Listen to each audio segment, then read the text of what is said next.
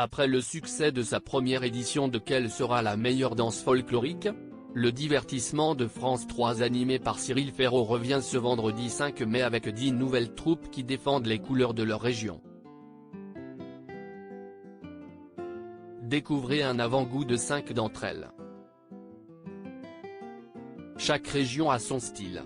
Ce vendredi 5 mai, le divertissement Quelle sera la meilleure danse folklorique?, présenté par Cyril Ferraud revient pour une seconde édition sur France 3 à partir de 21h10. Le concours, qui a sacré les échassiers landais l'année dernière, voit s'affronter 10 nouvelles troupes d'amateurs qui représentent chacune leur région. Elles seront départagées par un jury composé de Mareva Galanté, Vincent Niclot, Caroline Marjoridan et Laurent Lia, comme lors du premier numéro. Les jurés sélectionnent d'abord les 7 meilleures troupes, qui se produiront une seconde fois avec une nouvelle chorégraphie. La danse considérée comme la meilleure remportera le trophée tant convoité.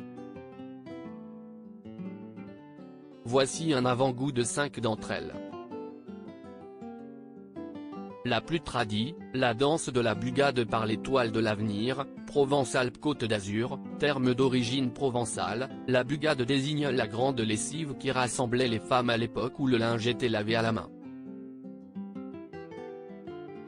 Un moment convivial le long des quais du Rhône recréé à travers une danse.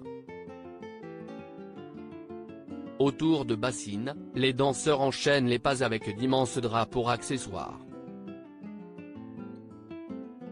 Une vraie scénographie qui raconte une histoire tirée du patrimoine. Les lessiveuses sont au premier plan, mais aussi les hommes qui font la cour aux femmes, comme cela arrivait, explique Brice Juigné, le producteur de l'émission. La plus explosive, la danse du feu par Tahiti, Polynésie, le point fort de cette danse ancestrale consiste à faire tournoyer un bâton enflammé.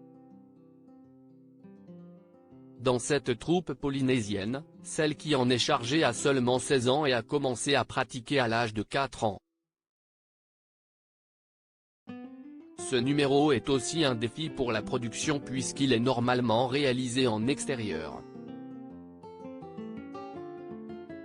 On a été extrêmement vigilant sur les produits inflammables utilisés et on a limité les répétitions au maximum. 4 pompiers se tenaient prêts à intervenir en cas de pépin, explique le producteur.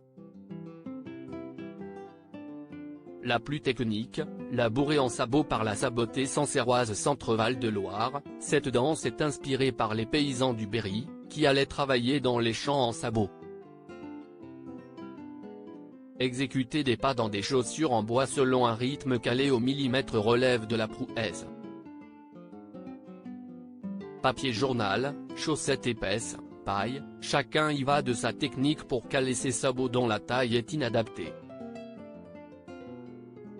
C'est pour empêcher que le pied ne bouge pendant la représentation et éviter une entorse, révèle Brice Juigné, le producteur. La plus intense, le Guaoka par les ballets de Khmro de l'EJSF, Guadeloupe, combinant instruments, chant et danse, le Guaoka est né dans les plantations comme moyen d'expression de la souffrance liée à la traite négrière au XVIIe siècle. Bien qu'elle soit chargée d'histoire, cette danse reste particulièrement énergique et sensuelle. En symbiose totale, la troupe danse sur la musique live, et pas enregistrée. Les pas se calent sur les percussions, explique le producteur de l'émission.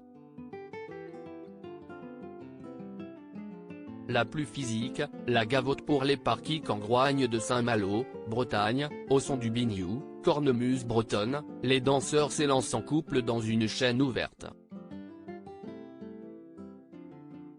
Clou du numéro, les hommes, soutenus par les femmes, effectuent un saut à la hauteur des épaules de leur cavalière. Un mouvement d'autant plus difficile que les femmes portent des jupes empilées les unes sur les autres pouvant peser entre 7 et 10 kg.